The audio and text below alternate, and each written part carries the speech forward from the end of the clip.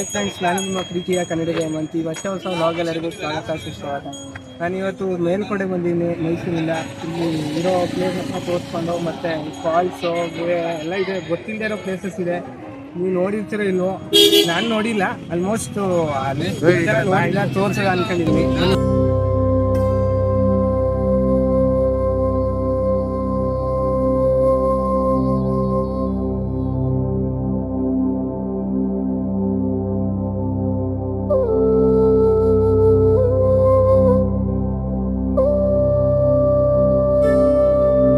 ಈಗ ದೇವಸ್ಥಾನದೊಳಗೆ ಹೋದ, ಭಗವಂತನ ದರ್ಶನ ಪಡ್ಕೊಂಡು ದೇವಸ್ಥಾನ ನೋಡಿಕೊಂಡು ಬರೋದ. ಹಂಗೆ ನಿಮಗೆ ಹೋಯ್ತಾ ದೇವಸ್ಥಾನದ ಚರಿತ್ರೆ, ದೇವ್ರ ಚರಿತ್ರೆ ಬಗ್ಗೆ ಹೇಳ್ತೀನಿ.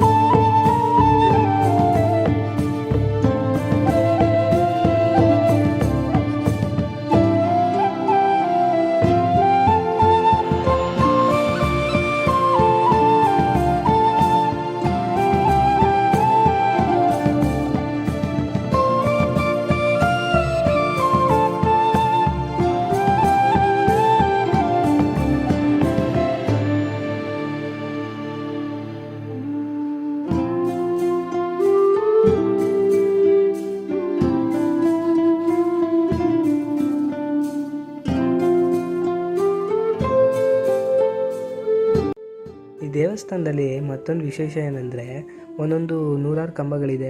100 ಕಂಬಗಳಲ್ಲೂ ಒಂದೊಂದು ಕಥೆಗಳು ಕೆತ್ತನೆ ಆಗಿದೆ. ಏನಂದರೆ ರಾಮಾಯಣ ಆಗಿರ್ಬೋದು, ಮಹಾಭಾರತ ಆಗಿರ್ಬೋದು, ಭಾಗವತ ಆಗಿರ್ಬೋದು, ಇದೆಲ್ಲ ಕಥೆಗಳನ್ನು ಒಂದೊಂದು ಕಂಬದಲ್ಲೂ ವಿಶೇಷವಾಗಿ ಕೆತ್ತನೆ ಮಾಡಿದ್ದಾರೆ. ಇದೇ ನನಗೆ ಈ ದೇವಸ್ಥಾನದಲ್ಲಿ ವಿಶೇಷ ಅನ್ನಿಸ್ತು. ಹಾಗೆ ಇಲ್ಲಿಯ ಶಿಲ್ಪಕಲೆಗಳು ಒಂಚೂರು ಡ್ಯಾಮೇಜ್ ಆಗಿಲ್ಲ, ಅದೊಂದು ತುಂಬ ಇಷ್ಟ ಆಗುತ್ತೆ ಇಲ್ಲಿದ್ದು ದೇವಸ್ಥಾನದ್ದು.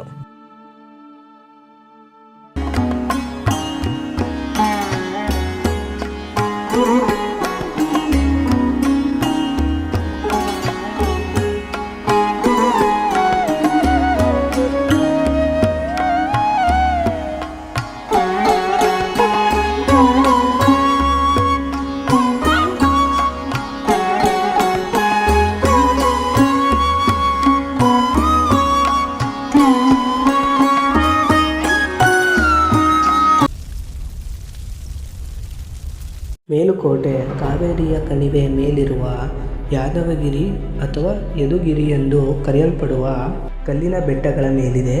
ಆದ್ದರಿಂದ ಇದನ್ನು ಮೇಲು ಅಂದರೆ ಮೇಲ್ಭಾಗದಲ್ಲಿರುವ ಕೋಟೆಯನ್ನೇ ಮೇಲುಕೋಟೆ ಎಂದು ಕರೆಯಲಾಗುತ್ತದೆ.